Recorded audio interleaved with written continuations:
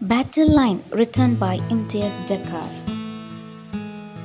About the poet, Imtiaz Dakar is a British poet, artist, and a video filmmaker.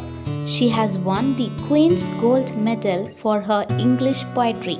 She has written 7 books of poetry, includes Parda, Postcards from God, I Speak for the Devil, The Terrorist at My Table, Living Fingerprint, Over the Moon, Luck in the Hook. The main themes of Dakar's poetry includes home, freedom, journeys, geographical and cultural displacement, communal conflict, and gender politics. Let's go into the poem Battle Line. Did you expect dignity? All you see is bodies crumbled carelessly and thrown away. The arms and the legs are never arranged heroically. In the first stanza, the poet starts the poem with a question. She says that there is no respect in the battlefield. She can only see the crumbled bodies which are thrown away and the parts of the body in each place without any arrangement. So this shows the heavy damage of life in the war. It's the same with lovers. After the battle lines are drawn, combatants thrown into something they have not had time to understand.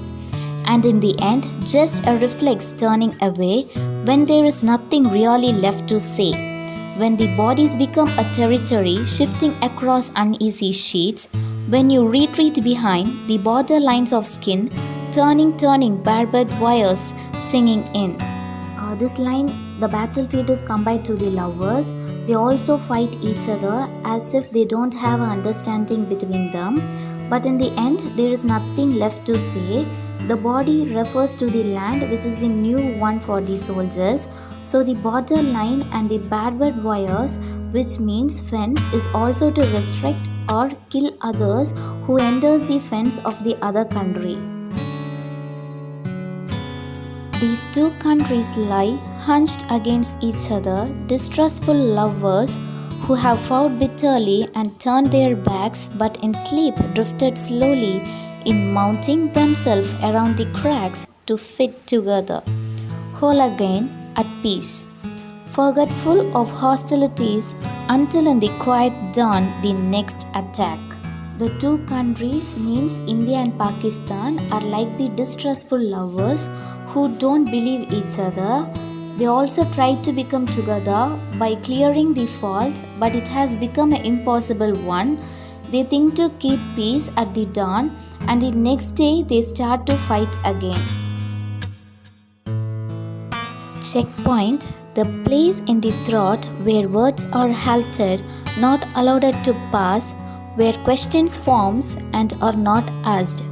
Checkpoint, the space on the skin that the other cannot touch, where you are the guard at every post holding a deadly host of secrets in. Checkpoint, another country, your skin, the bright, sharp line that I must travel to. The poet brings out 3 checkpoints. The first is lack of communication. The two countries has a lot of question to ask and that stands in their throat, but they don't take any time to communicate with each other. The second checkpoint is secret. Both the countries has a lot of secret which should not be said to other country. And the third is another country. The country will not have freedom or emotion of their own when some other country interfere into their problem. So this also does not create a peace in the country. I watch his back and from my distance map its breadth and strength. His muscle tense, his body tightens into a posture of defense. He goes out, comes in, his movements are angles sharp enough to slice my skin. He cuts across the room his territory. I watch the caution away, he turns his head. He throws back the sheet. At last his eyes met mine. Together we have reached the battle line.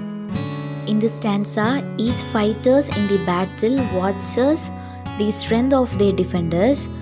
they are ready to fight and keep their body in the posture of the defense. The opponent is strong and the angles that he take is sharp enough to slice the skin. They have entered the battle line together and at last their eyes met each other. Having come home, all you can do is leave space become too small. Doors and windows begin to hold your breath. Floors shift underfoot. You bruise yourself against a sudden wall. You came into a room. Strangers hackle over trivial things. A grey hair curls in a comb. Someone tugs sadly at your sleeve, but no one screams.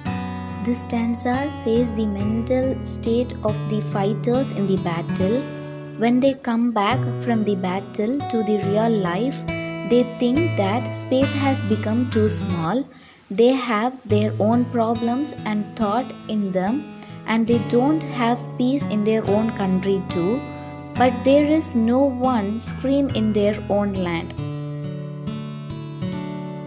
Because living home, you call yourself free, becomes behind you, barbed wires grows where you once have planted a tree.